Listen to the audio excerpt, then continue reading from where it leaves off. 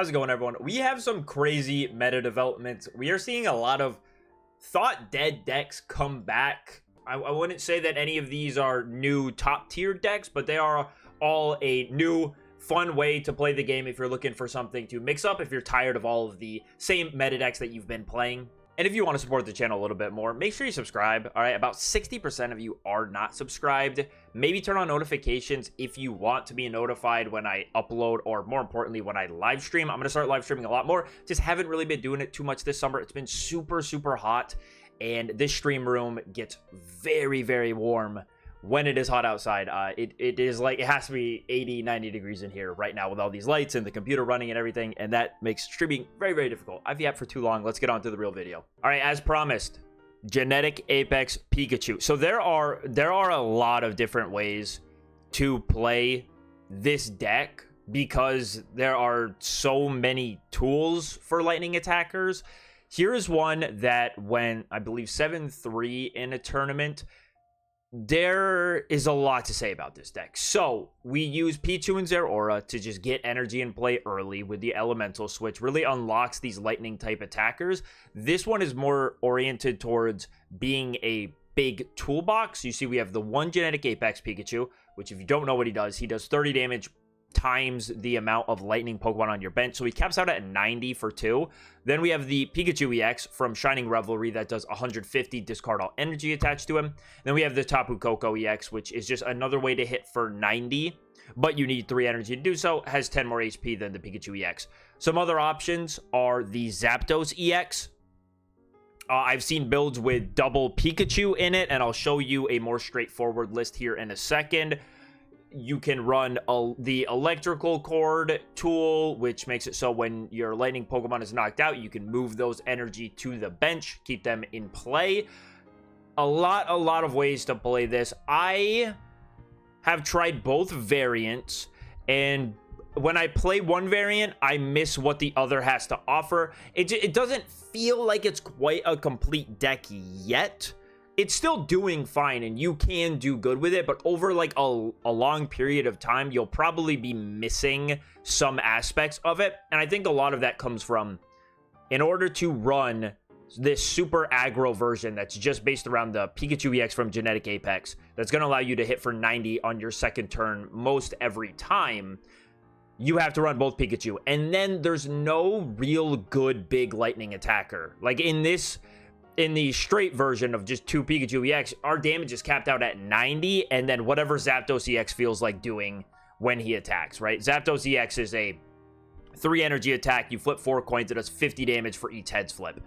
I don't love that. I like having the guaranteed damage from the Pikachu EX when I need to reach, but at the same time, you then miss out on a lot of the speed that the Pikachu EX offers, the Genetic Apex one. So I can't, concretely say which version is my favorite. I think it would be this one because I like being able to one-shot things. I like having that option, and I really don't like Zapdos EX. I was playing this deck a lot on stream yesterday. We played it for like 3 hours. So if you want to go see some gameplay of it, you can go watch that. Wasn't the best gameplay. Again, it was like 90 degrees in this room, and it's so hard to think when you are sweating.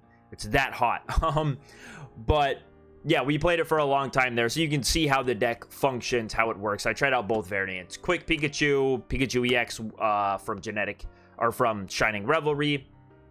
And yeah, it has its own problems. I think if we ever get a lightning attacker that can put out consistent damage, and maybe the answer to this deck is just to throw an Arceus in here.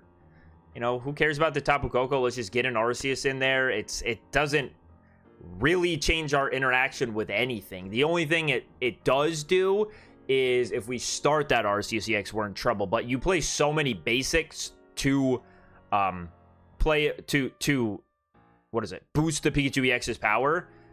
Make sure you're hitting for that full 90, that I think it'd be pretty unlikely that you ever start just a lone Arceus. It'd be really hard to do. Some lists play even 9 Pokemon. This one's only doing 8, but some of them play 9 basic Pokemon. So let's head over. Let me show you just the straight Pikachu build. Here's the straight Pikachu build. It's just like a faster version of the Genetic Apex Pikachu from long ago. So if you are just feeling nostalgic, you could give this a go. Again, the deck is fine. It is a functional deck. It can win. It has some good matchups in the meta. It's just when you're playing it, you will be missing some things. You will have to go for some Zapdos flips and just hope that you hit 3 out of 4 heads. It is the way it is. Lightning types just don't have that really nice big attacker that isn't the other Pikachu EX, which stops you from playing 2 of the fast Pikachu EXs. So these are the list. Really cool to see that Pikachu was able to be revived with the Pichu Zeroara Elemental Switch package.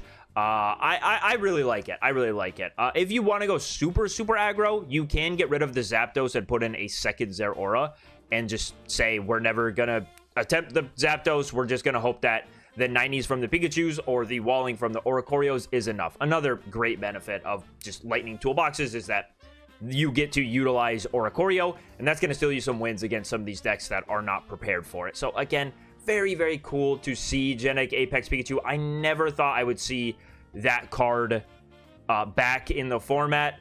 I forgot how good this illustration rare looked. So it's cool to be able to bust it out, like, you know, brush the dust off this guy and give him some play again. And one more new Lightning deck for you. This deck actually did like very well. It went 9-3-1, got to top 4, and it's Arceus with Raichu.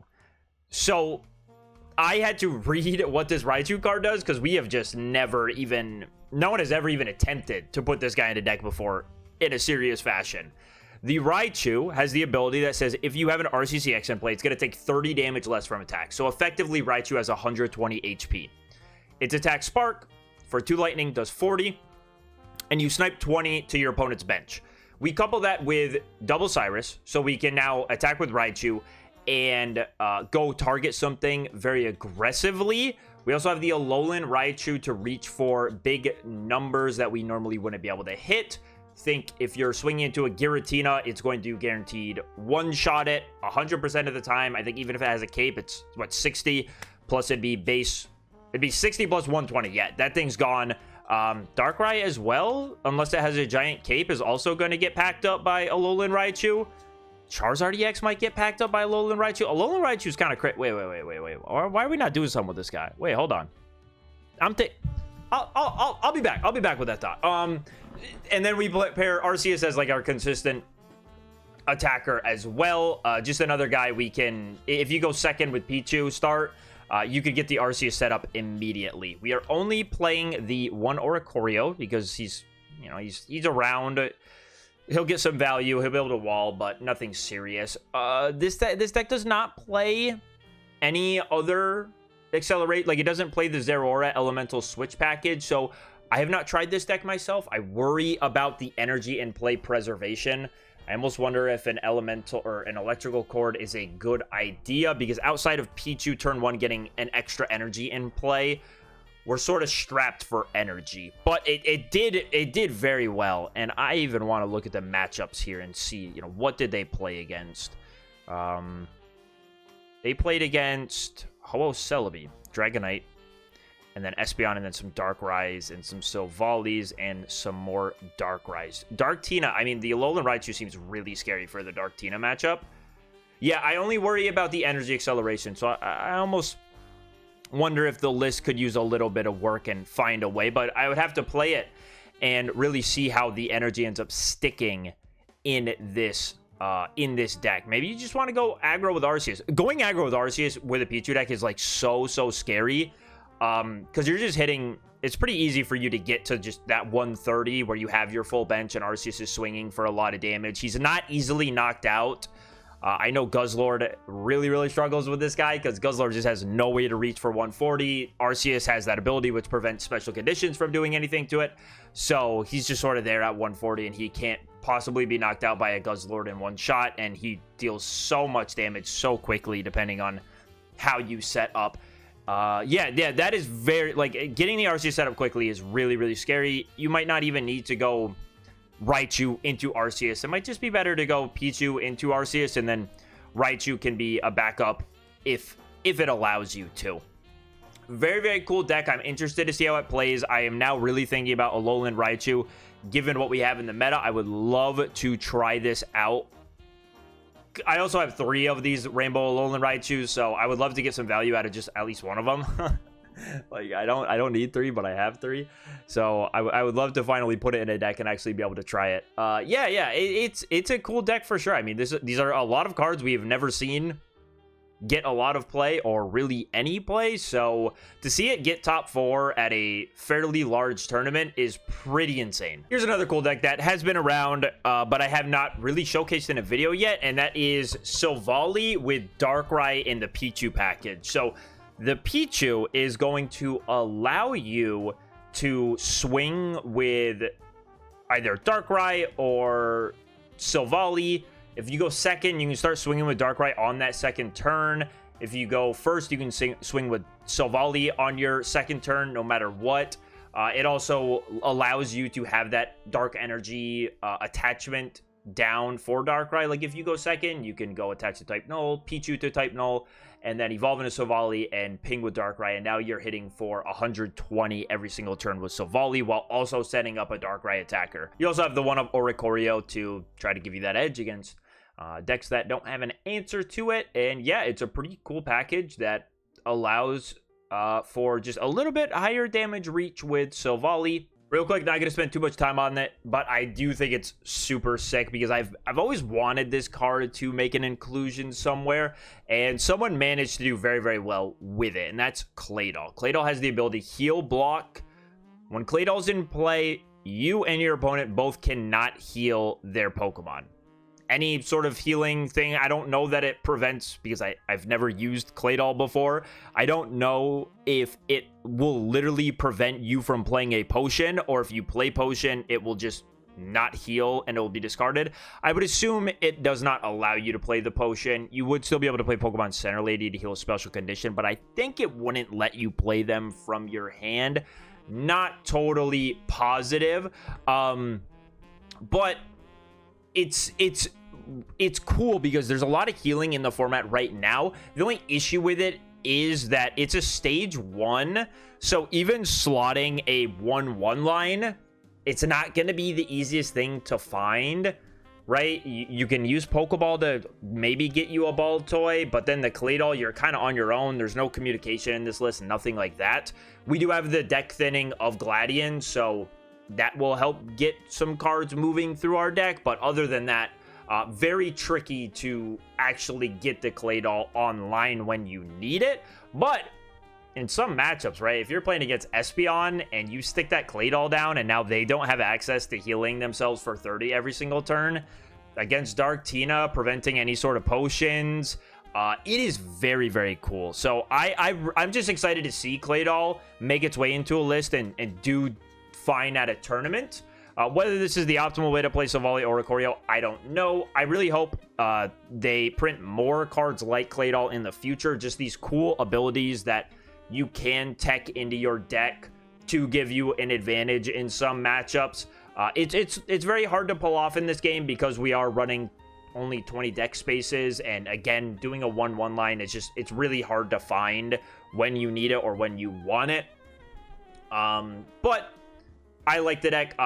The Rescue Scarf is cute too. Being able to get access to 3 Oricorios or 3 Silvallis is a cool addition to the deck. As promised, we have Dragonite returning to the meta. This first one I'm going to show you is the Zeroara build. This deck is kind of unchanged from where it was at the start of the meta. I think maybe the meta has just gone in a way that might favor it a little bit more. And another thing to talk about is you can either play just Water Energy or the Water and the Lightning. It's sort of like, what poison do you want to die by? Do you want to die by the fact that you have to use Pichu or a Zeroara in order to get that lightning energy in play every single game? Or do you want to leave it up to chance from the game just generating you energy? I can see that the water energy only build is not too detrimental, right? Because this deck really is just like set up Dragonite and you kind of win. Most decks do not have enough 1-point Pokemon to throw at you to get through the Dragonite. And so you're more than likely going to be knocking out two 2-point Pokemon or a 1-point and a 2-point Pokemon. Dragonite's rarely ever going to have to attack more than twice or do much else to win you the game. So you would have the option to use that Pichu every game kind of freely. You might have to worry about a Sabrina at the end of the game on a 1-point Pokemon to allow your opponent to win, but I think you would more than likely have time to use Pichu. It would just be about finding the Pichu. Only having one of them makes it difficult. We use the Cleffa as well to find ourselves a Pokemon, because this deck, again, is just like evolve into Dragonite, get 3 energy on him, get a Lightning and a Water energy, and then one other, and you kind of win the game. So I think I would rather leave it up to chance, me personally, rather than having to find the Zeroara combo or the Pichu Wandu someone to get that lightning energy. I don't like being shoehorned like that. Oh, my bad. If you yawned, you have to subscribe. I do not make the rules. So, yeah, this is Dragonite. I'm going to show you another variant, a Sylveon variant that is, like, way more teched out. Here, I'll show you. I say teched out, but it really just has one tech. It's a very straightforward deck. We have the Jolteon with the beginning bolt alongside the EV Sylveon package. The Jolteon, when it evolves, it's going to do 60 damage only on that turn that it evolves. So it can be a way to steal a free point against a basic EV, a basic really anything with 60 or less HP. Pretty cool. Our trainers were just running Lyra's, Research, Pokeballs, and Rare Candies. Again, we are saying if we get Dragonite set up with the appropriate energy on it, we win the game. This is another version where you could go just water energy and rely on the Pichu in order to get the set up. I almost wonder if this deck does not, like the creator, the crafter of this deck, ran dual energy, because otherwise you're not going to get the same value out of the Jolteon. Oricorio will give you some headaches, right?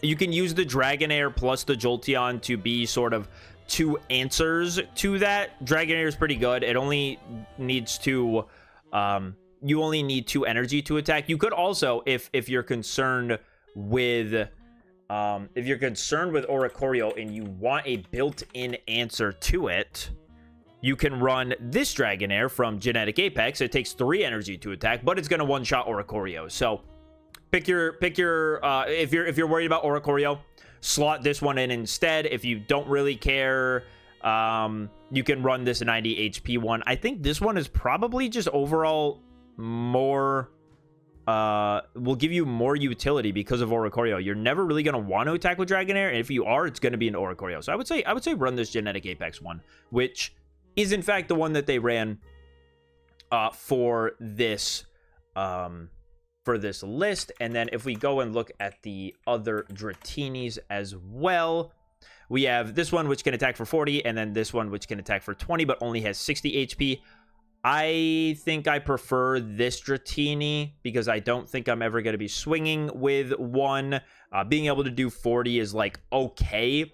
It's another built-in Oricorio answer. It can 2-shot the Oricorio, and also 70 HP is he will live some attacks a little bit easier, right? I'm thinking Naganadel with a Nihilego down. It's only going to do 60. That will allow this Dratini to survive that. And some other things, I'm sure there are a few Pokemon that can do 60, but other than the Naganadel, that's all I can really think about. And being able to hit for 40 is like kind of cool. Poking for 20 isn't really all that much of anything. So I think I'd run the Genetic Apex Dratinis for this one as well. Those are the 2 Dragonite variants. Sorry, Pokemon Pocket's going to do this, but yeah, either run just Water Energy or Lightning and Water, whichever one you want, whichever way you want to die by. It's totally up to you. If you think you're going to use Pichu every single game, then just run Water Energy. If not, run both of them. Then you can get the utilization out of the Jolteon way easier. And hopefully you'll draw, both of the energies in a reasonable amount of time with Dragonite. But that's Dragonite. He's back into the meta a little bit. He did fairly decent after really not seeing him much at all. Like week 1, he did good. Completely disappeared. Now we're on week 2. Week 3. Going on to week 3. He seems to be back and he's showing up, which is cool because Dragonite, it's always been a meme. New set comes out. People are going to talk about Dragonite. He's not going to do anything. So I'm happy to see that Dragonite can at least do something. And this EX is so scary. I mean, you hit for 180, man. Like 180 for 3 energy. And with the Lyra, it's busted. Cool guy. Good on you, Dragonite. Welcome back into the meta. You guys ready for a weird deck that I can't really explain? This was played by Nugget. I believe same content creator that played Gengar back last format, 2 formats ago. I think it was during the last... There was some giant tournament. Might have even been the last Ursa Day 10K where they played a Gengar list. But they're back with another one, and I can't really explain this one. The other one, I could see. This one, a lot of weird things happening. So we run a 2-1-2 Gengar line. We have the one Bother Gengar and the one Gengar EX. Ability lock, or sorry, supporter lock is just really, really good at the moment. A lot of key supporters being thrown around, and shutting them down as early as turn 1 is really, really scary. We have a Tyrogue in here. I don't know where that 20 damage from Tyrogue comes into play, but it must be somewhere. He does also act as a free retreater, which is cool. We're only playing 1 rare candy. No, that is not a deck list error. They have chosen to play 1 rare candy. And then we combine all of that with the EV package to actually set up with this 1 rare candy. And then the Espeon to act as a 1 energy, 1 point attacker. This is interesting for sure. I think I would immediately look to cut probably Guzma for a 2nd rare candy. That's just me, though. I want to make sure I'm getting my Gengars in play. But yeah, very, very interesting. Again, the supporter lock can be really annoying. I would almost love to try Gengar with red card plus silver, or at least just red card. I guess silver wouldn't do too much because you'd just be ripping a supporter card out of their hand that they can't play anyways.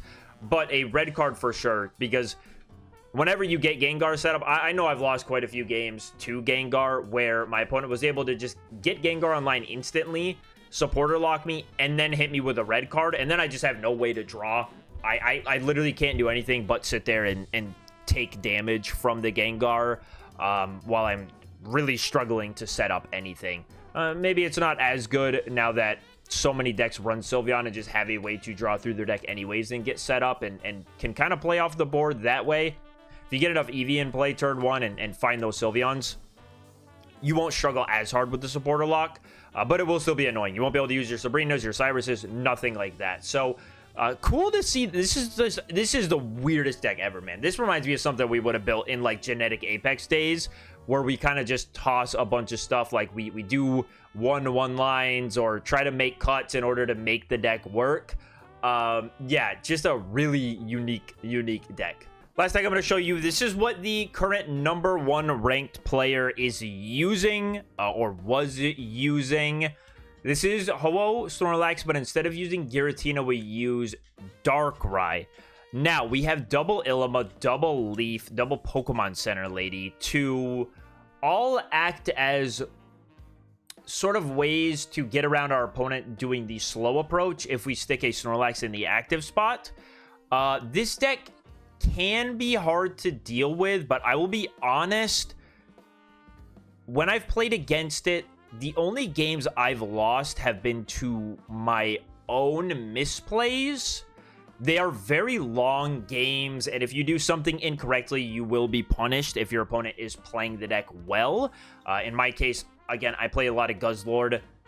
The Snorlaxes are really not a problem if I just set up Poison Barb, plus enough Nihilegos on the bench and just focus on Guzzlord while leaving a Snorlax in the active spot. There's not really a whole lot they can do. I can basically set up Checkmate through that way.